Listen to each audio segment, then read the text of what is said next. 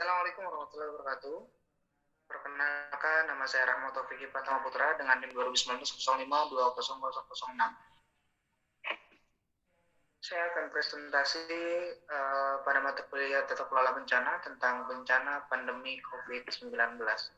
COVID-19 muncul pada tahun 2020 yang dimana umat manusia di seluruh dunia diterpa oleh bencana alam, yaitu pandemik virus corona itu sendiri atau disingkat sebagai COVID-19, di mana bencana tersebut telah membuat kepanikan di seluruh dunia dan ratusan ribu terinfeksi maupun banyak atau ribuan orang meninggal dunia. Untuk saat ini Indonesia telah mencapai peringkat ke-13 dengan kasus COVID-19 terbanyak di dunia. Artinya memang COVID-19 ini sangat berdampak di Indonesia. Kemudian yang kedua, saya ingin membahas tentang peran stakeholder.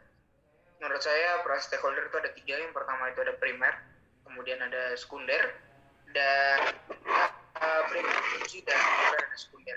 Yang dimana primer itu sendiri adalah pelaksana kebijakan atau masyarakat kita sendiri, warga negara Indonesia, yang menjalankan atas kebijakan-kebijakan yang dikeluarkan oleh peran stakeholder sebagai kunci.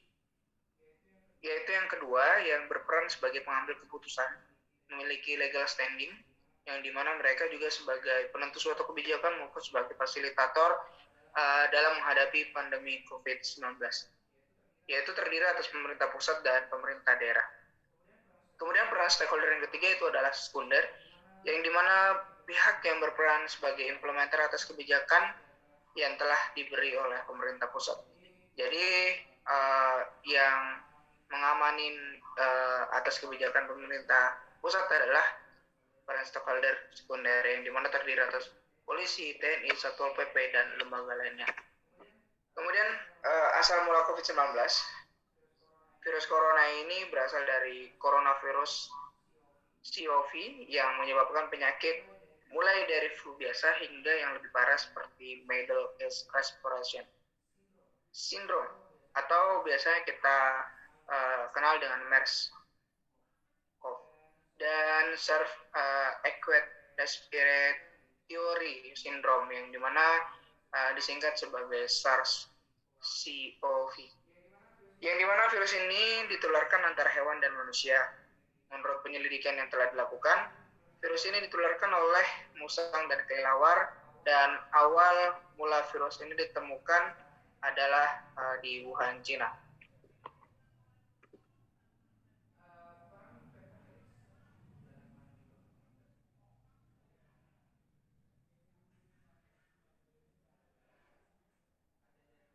Ada dari pemerintah, yang dimana yang pertama adalah menerapkan kebijakan 3M, kemudian sistem belajar menjadi daring, yang ketiga WFH, work from home, kemudian ada PSBB dan PPKM yang sedang kita jalani pada hari ini. Ya, kemudian peran pentahelix dari akademisi, yang dimana ada 2 tindakan. Yang pertama itu adalah tindakan pengembangan riset, yang kedua itu adalah pengabdian kepada masyarakat, dan yang ketiga itu adalah peran dari swasta, yang dimana memberikan fasilitas atau donatur kepada tim dan masyarakat berupa APD, kemudian berupa masker dan lain-lainnya. Kemudian yang terakhir itu adalah masyarakat sebagai peran pentahelix di sini mematuhi kebijakan yang telah dibuat oleh pemerintah itu sendiri. Nah, kawan-kawan, bagaimana sebenarnya virus COVID-19 ini dapat tertular? Jadi ada 3 yang saya simpulkan kenapa virus ini dapat tertular. Yang pertama, ketika kita sedang keluar, kemudian tidak sengaja memegang mulut atau hidung tanpa mencuci tangan terlebih dahulu setelah menyentuh benda yang terkena cipratan atau ludah dari penderita COVID-19. Kemudian kontak jarak dekat dengan penderita terlalu dekat. Kemudian yang terakhir itu tidak sengaja menghirup percikan ludah atau yang disebut dengan droplet yang keluar saat menderita COVID, batuk atau bersin.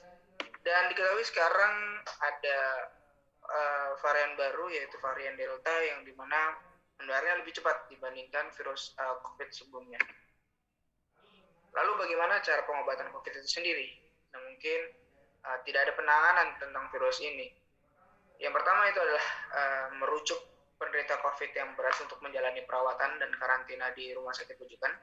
Kemudian yang kedua, memberikan obat pereda demam dan nyeri yang aman dan sesuai dengan kondisi penderita.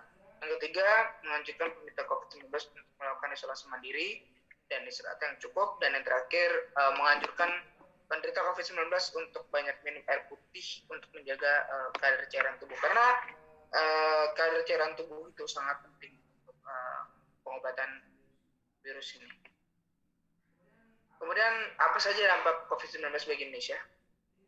Jadi saya menyimpulkan ada 4 aspek ya. Yang pertama, bidang pendidikan, yang dimana memang berdampak sekali kepada bidang pendidikan. Yang pertama itu penerapan sistem yang menjadi daring yang sebelumnya adalah luring. Kemudian yang kedua itu tidak efektif dalam belajar karena daring itu memang terkendala pada sinyal dan kebutuhan gadget. Yang ketiga, siswa dan guru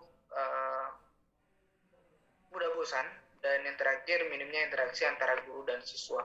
Tentunya di bidang pendidikan ini sangat berdampak sekali karena memang dalam pembelajaran tidak sangat efektif. Kemudian pembangunan yang ada di Indonesia itu tidak merata sehingga memang banyak rakyat atau siswa-siswa maupun mahasiswa juga yang harus memanjat gunung untuk mendapatkan sinyal, kemudian belum punya HP dan sebagai segala macam permasalahan yang mereka hadapi.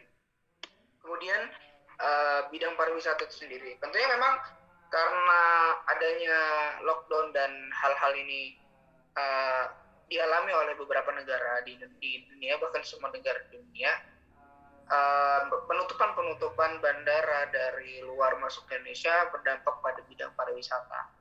Karena memang adanya penutupan tempat wisata di Indonesia itu sendiri dan ya sangat berdampak kepada pemasukan atau penghasilan dari negara kita. Selanjutnya pada aspek kesehatan, yang dimana memang ada 2 hal yang ingin saya kasih tahu. Yang pertama itu adalah tingkat tertular infeksi virus corona ini semakin meningkat. Sampai bulan ini pun semakin ngeri ya, dan banyak orang yang meninggal. Kemudian yang kedua itu ada angka kematian masyarakat dan para tim medis yang terus meningkat tiap hari.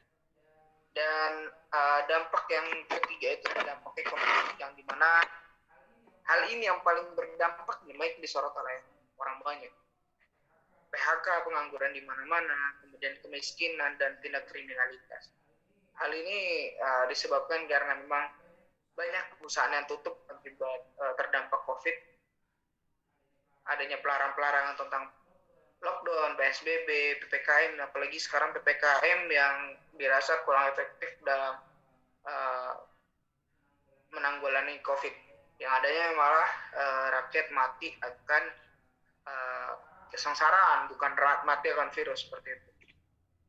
Mungkin itu saja tentang hal yang ingin saya sampaikan. Terima kasih. Saya Rahmat Taufik Pratama Putra dari Prodi Ilmu Pemerintahan Universitas Muhammadiyah Yogyakarta. Sekian, terima kasih. Wassalamualaikum warahmatullahi wabarakatuh.